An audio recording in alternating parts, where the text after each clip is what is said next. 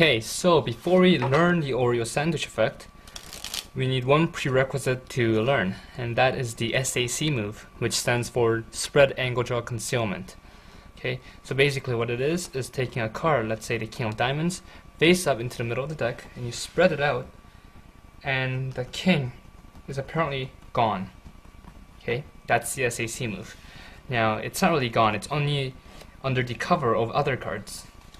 As the name suggests, it's angle jogged to the side so that when you spread it, it's actually covered by other cards. Okay, so it's actually there. Now, this is quite easy to perform, however, it's not something to be taken lightly and not practice, as with any magic tricks. Okay, so to perform it, let's say you have 10 of spades, you put it in the middle face up. Now you're going to be in this position, the mechanics grip, with the index curled. You're going to take the right hand or the other hand. The thumb is going to go in the back, the middle ring and pinky is in the front, and the index is curled. Now, instead of just pushing in just like this, you're going to push in while you're going to the left side. Okay, so just like this. Now, if you're left-handed and you're holding the packet in your right, you're going to push in while going to the right. Okay, so for right-handed users like me, push in while going to the left, and you're going to out jog just like this, or angle jog. Okay. Now, at this position, you're going to take your pinky, and what the pinky is going to do is going to grab onto the corner, and it's going to just push out just like this. And it's going to be angle jogged or out jogged to the side just like that. And that is it. That's how the spread angle jog concealment move works. Just like this, slow motion again. Now, once the card has been angle jogged just like this, the right hand is covering the out jog just like that, so you can just spread it out and it's covered. Now, to a certain degree, you can move out the cards just like this. Okay. Now, if you move too much just like that, you'll show or reveal the face-up card. Okay, and that's it. That's the spread angle jog concealment. Now, for the Oreo sandwich effect, however, you need to do it with 2 cards. Okay, so that might be a little bit more difficult. Now I'm going to go through an overview with 2 cards. Let's say you have it in 2 different spots. You're going to push in, down, while moving to the left, so it's going to be angle jog just like this. Now remember, the ring finger is going to have to move out of the way so that the card can stick out just like that. Now, in this position, your pinky is going to contact the top right hand corner. So it's going to contact right here, and it's going to push out just like this. Okay, now make sure that when you push out, it doesn't go out so much that it comes out of the right hand's cover. Okay, so you have to have it moderately out so that you can cover it. In this position, your index is free, so you can go on top and just start to do a ribbon spread. And that's it. Now it's right under there, and it's right under there. And that's a spread angle jog concealment. And that's practically the prerequisite you need for the Oreo sandwich effect. And once you got that down, let's learn it. So, for the Oreo sandwich effect, you're going to need 2 duplicates. If it's random, it works better, since it really makes it seem like as if you're just taking out 2 random cards from the deck really casually. Okay? But you can use 2 sets, such as 2 blackjacks or 2 red jacks. Now, for the setup, you're going to take 2 of these cards face down, and put it right on the bottom of the deck, just like that. And you want to take 2 of these. Doesn't matter what order they're in, just take them face down and put it right on top. That's the setup. Now, before you ask the spectator to pick out a card, you're going to do some kind of false cuts or false shuffles. You don't really have to do it, but just do some kind of cuts or flourishes if you want, and just casually take out the top 2 cards. Just say, I'm just going to take out top 2 cards, let's see what we have. Oh, the 8 of clubs and the 7 of hearts. Okay, this really makes it look random, and it might just even work better. Okay, because this really looks unprepared. And then you have the spectator pick out any card they wish. Let's say the ace of clubs at this point.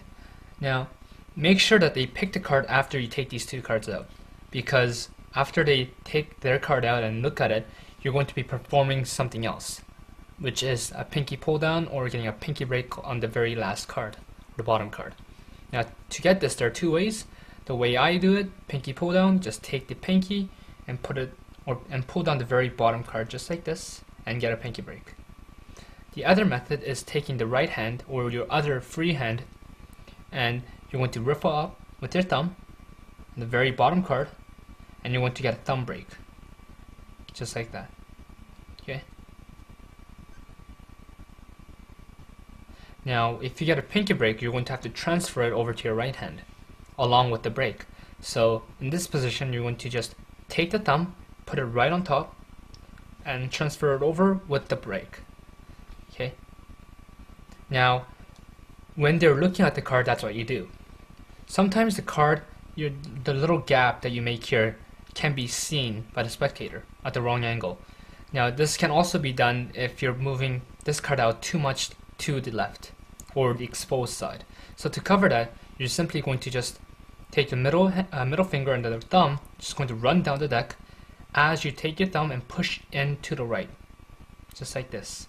And what you're going to be doing is you're going to pushing this gap or this break, the card that's below the break, to the right a little bit, and this really covers the card from the spectator's view. Okay. Now once you ask, do you memorize the card? They say yes. Swing cut half the packet to the other side, take it, show it one more time, and in the motion of bringing these two cards together, or these two packs, you're going to take their chosen card and put it right in between the two face-up cards or in the break that you've made, just like that. Okay, and you just say watch the card going right into the middle and just square it right in. And the position you're in right now is this, two face-up cards in between their chosen card. That's the situation you're in right now. After you've pushed it in, squared it up, now you need to remember which card was on top. In this case, the Eight of Clubs was on top of Seven of Hearts. You're going to take the top card and put it in the upper portion of the deck. Just like that. Take the bottom card, put it in the bottom portion of the deck. Just like that. Now, at this point, you can spread out the cards and show these two, just like this. But when you do this, you need to remember that since the face-up cards are in the middle, you need to push out a whole chunk of cards, just like this. If you don't, you're going to expose it, so you need to push out a whole chunk. Now, in my opinion, this is really unnecessary. You can just simply show the cards just like this, and then go get on with their trick, because they don't believe there's nothing in the middle anyways. So why go through the extra trouble to show that there's nothing there, or to prove that there's nothing there, right? So once you're in this position, you're going to perform the SAC move, the spread angle jaw concealment, just like this. Once you're done preparing, you're going to just take the index that's on top, and you're going to spread out, just like that. And you're going to show that the two cards have magically come together and trapped one card, that one card being your Ace of Clubs. Okay. Now at this point, you can spread the cards a bit and show that there's really nothing there. Okay, but since people don't believe there's anything there in the first place, why go through the extra trouble of proving it, as I've said before. Okay, so these two face-up cards, they don't believe that they're there in the first place.